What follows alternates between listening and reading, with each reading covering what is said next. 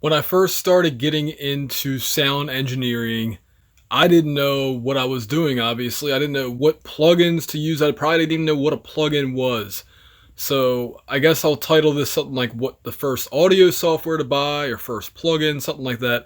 But the bottom line is I want to show you the 4 ones that I personally use and that I would personally recommend to you if you're starting out and you want to have an awesome mix and a pretty decent master. Let's get started. Every audio engineer needs a good equalizer, and I would say over the past month, maybe 2 months, I think it was December, like early December when I first used this plugin, but the Need collection from Noise Ash are the ones that I turn to because you can essentially do everything with this set of plugins. And right now my computer's going slow. What the f? These are what we call emulations of real hardware. In this case, the Neve 1073, the Neve 1081, the Neve 1084, the Rupert Neve Designs 5033, and the Neve 31102.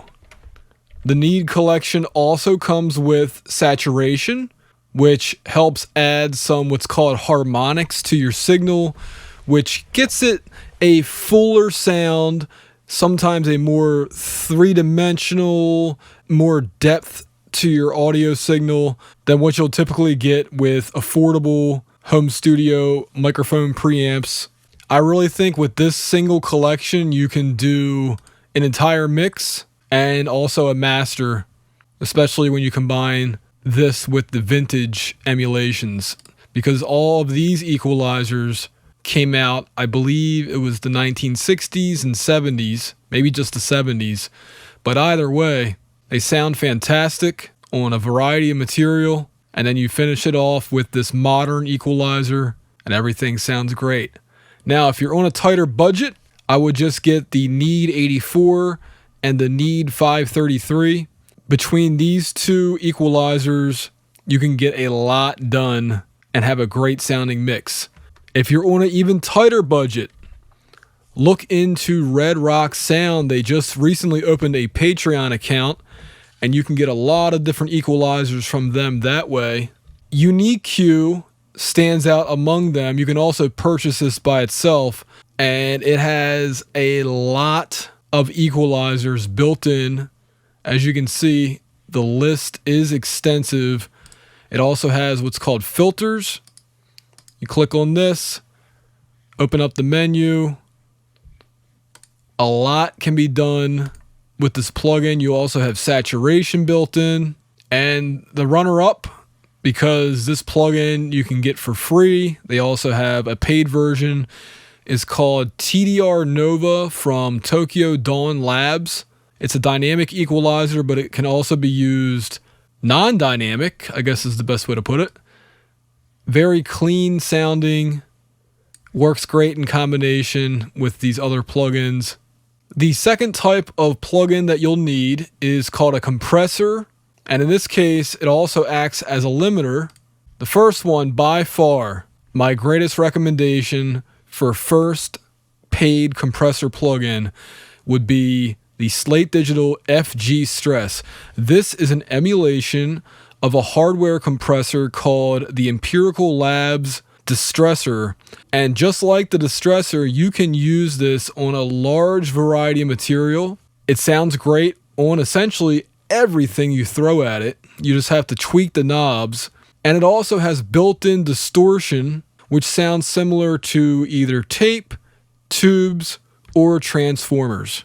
Great plugin. If I only had one compressor plugin to use, it would be this one. You can also use it as a limiter. Again, super versatile, worth every penny. If your budget's a little tighter, or you're brand new to mixing and you don't know what you're doing, then Black Rooster Audio's VLA3A plugin works a treat. This plugin, just like the FG Stress, sounds fantastic on a variety of material. You can put it in limit or compress modes, and I would say that you may not be able to tweak it to your heart's desire because you have 2 knobs, but you can get a lot of mileage out of this plugin. Finally, because it's free, Loud Max.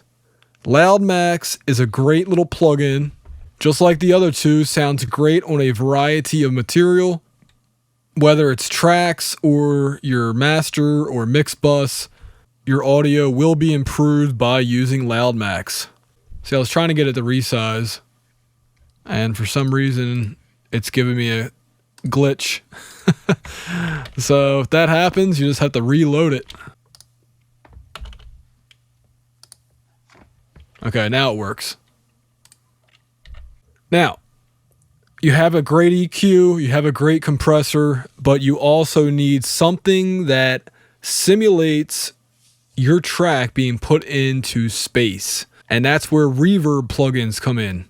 There's one I would recommend, and that is Nimbus from originally Exponential Audio, but Isotope bought them out. And yeah, Nimbus just sounds fantastic on a variety of material. It was made by a man who used to work for the Lexicon company, and they are famous for excellent reverbs. Michael Carnes, who I actually interviewed on this channel, and Nimbus was the sequel to Phoenix Verb, which I loved as well. Nimbus essentially can sound great on anything. You have a huge variety of presets. I mean, it is just insane what this plugin can do, and it sounds great.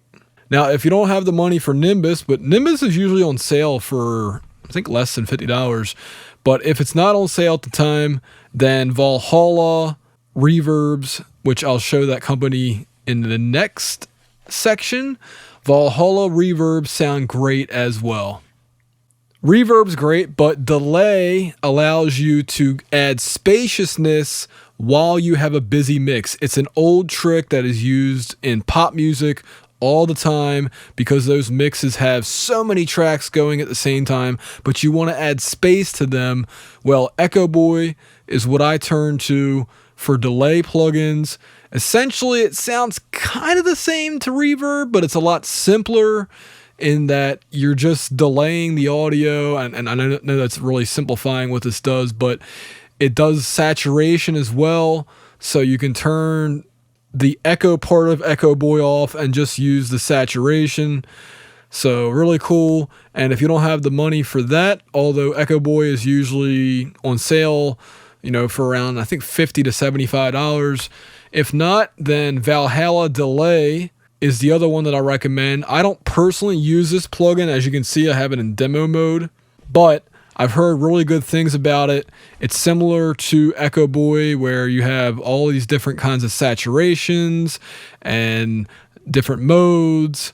So yeah, check it out. The great thing about software is you can try the software out yourself. Now, you may need to purchase an iLock, which will run you, I believe they're like $30 or $40 these days. I may be wrong about that. But anyway, get yourself an iLock, and then you can check out the plugins that I recommended. But yes, if you do purchase them, you will be very happy. You'll be able to mix almost anything. And an upcoming Real Home Recording video series, I will be doing entire mixes with just 4 or 5 plugins to test out my skills and to see, you know, what combination of plugins works good together and which ones don't. Which ones are worth the money, which ones aren't. And to be honest with you, I'll show you my plugin folder right now. It gets overwhelming sometimes just going through all these different plugins. And then if you have to go and reinstall things, it's really just a pain. So if you can minimize your plugin folder as much as possible, I highly recommend it.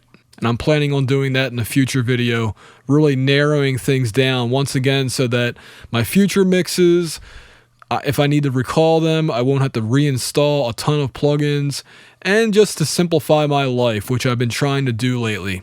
Anyway, thank you all for watching. This has been Adam for RealHomeRecording.com. If you like this video, hit the like button, share it, all that good stuff. Peace out.